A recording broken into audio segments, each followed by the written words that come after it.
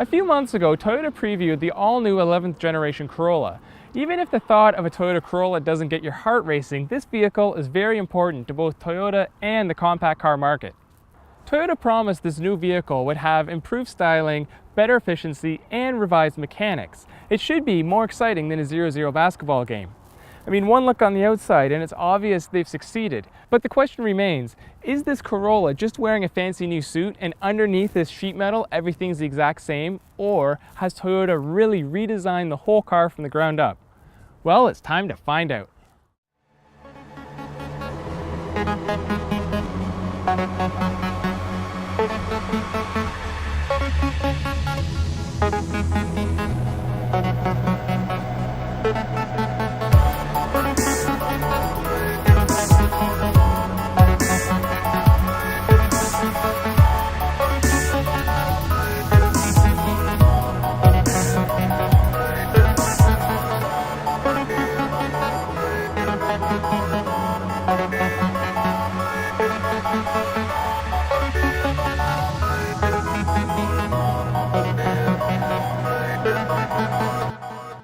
Under the hood remains the same 1.8-liter base engine as found in the old Corolla and develops 132 horsepower and 128 pound-feet of torque. Joining this engine will be another 1.8-liter four-cylinder with Toyota's Valvematic technology that boosts horsepower and fuel economy by 5%. The new Corolla will be offered with 3 transmissions, including a 6-speed manual for the base and S-trim models, as well as the resilient 4-speed automatic that, like John McClane, refuses to die.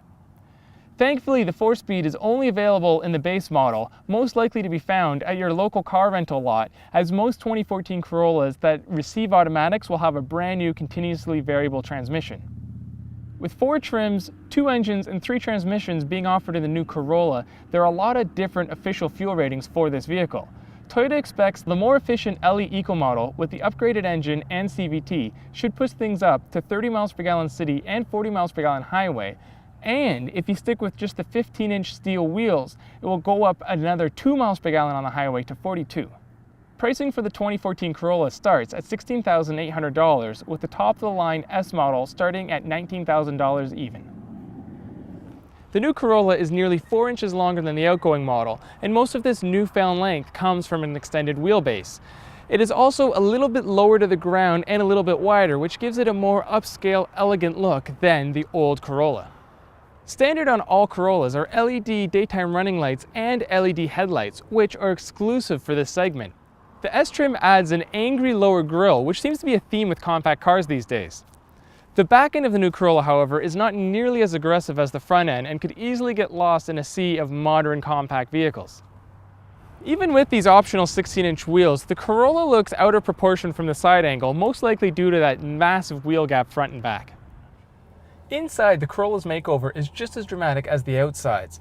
A multi-level horizontal dash dominates the center stack, and overall the general layout of this interior is far more modern and upscale than the old Corolla.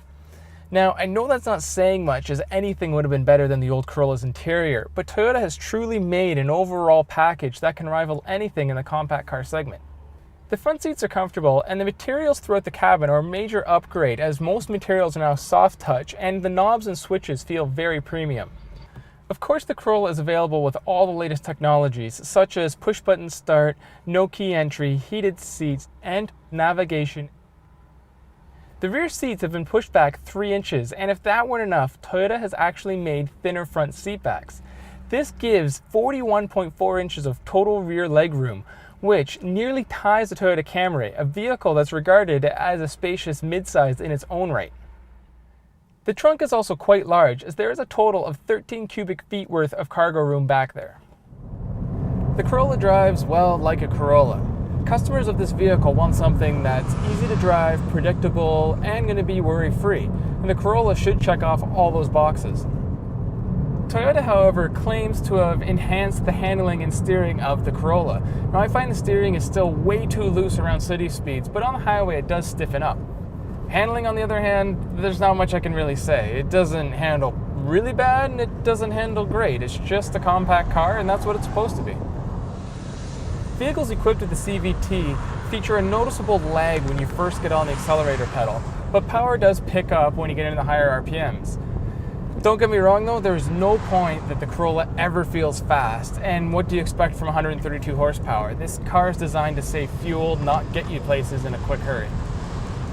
The CVT transmission in the Corolla is constantly mimicking gears and breaks up that drone that these one-band transmissions are known for. The Corolla S model with the CVT also has paddle shifters that allows you to mimic manual transmission changes, as well as a sport button that'll turn it into a close ratio 7-speed stepped gearbox. Corolla owners love Corollas, and as much as the manufacturer hopes to attract a new, younger buyer, the 2014 Corolla had to still be everything a current Corolla owner is looking for. Now the good news is, I do believe current owners will be happy with the new car. And despite Toyota's best efforts, it isn't the most exciting vehicle. However, younger buyers may be attracted to it purely on the technological aspect, which this car is full of. For more on this review and others like it, visit autoguide.com.